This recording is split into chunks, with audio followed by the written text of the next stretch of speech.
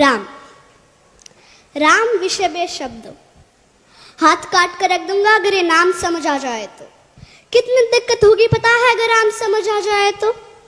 भाई राम राम तो कह लोगे पर राम सा दुख भी सहना होगा।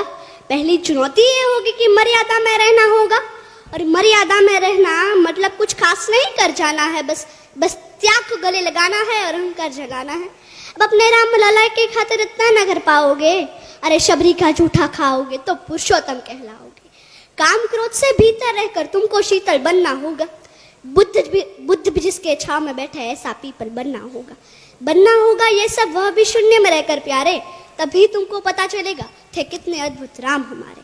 तो सबको राम पता ही होगा, घर के बड़ों ने बताया होगा। तो बताओ तो बताओ, अरे पता है तुमको क्या है राम? या हाथ धनुष तरकश में बाण, या वन में जिन्होंने किया गुजारा, या कैसे रावण मारा?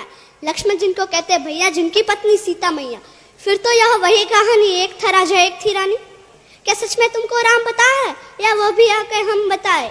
या तुम लोगों के नाम जपो में पहले सा आराम नहीं, या तुम लोगों के नाम जपो में पहले सा आराम नहीं। इस जबरदस्ती के जय श्री राम में सब कुछ है, बस राम नहीं।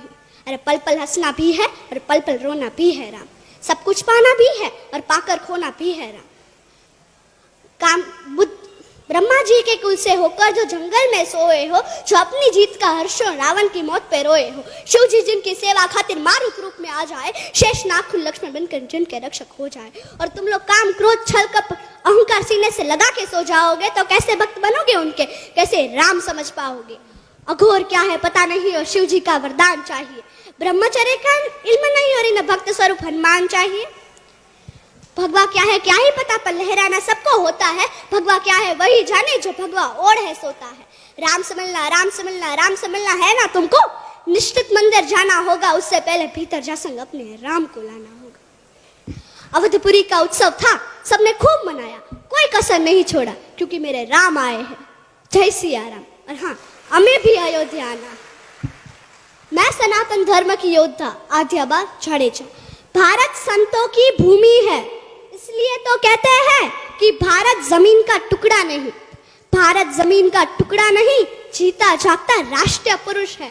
हिमालय मस्तक है, गौरी शंकर शिखा है, कश्मीर किरट है, पंजाब और बंगाल दो विशाल कंधे हैं, विंध्याचल कटी है, नर्मदा करगनी है, पूर्वी और पश्चिमी घाट दो विशाल जंघाएं हैं, कन्याकुमारी इसके चरण है, सागर इसके पग पखारता है, पावस के काले काले मेघ इसके कुंतल केश है, चांद और सूरज इसकी आरती उतारते हैं। यह वंदन की भूमि है, अभिनंदन की भूमि है। यह वंदन की भूमि है, अभिनंदन की भूमि है। इसका कंकर कंकर शंकर है, इसका बिंदु बिंदु गंगा जल है। हम जिएंगे तो इसके लिए, हम मरेंगे तो इसके लिए, और मरने के बाद भी यदि गंगा में बहती हुई हमारी अस्थियों को यदि कोई कान लगा कर सुनेगा, तो केवल एक ही आवाज सुनाई देगी, भारत माता की जय, भारत माता की जय।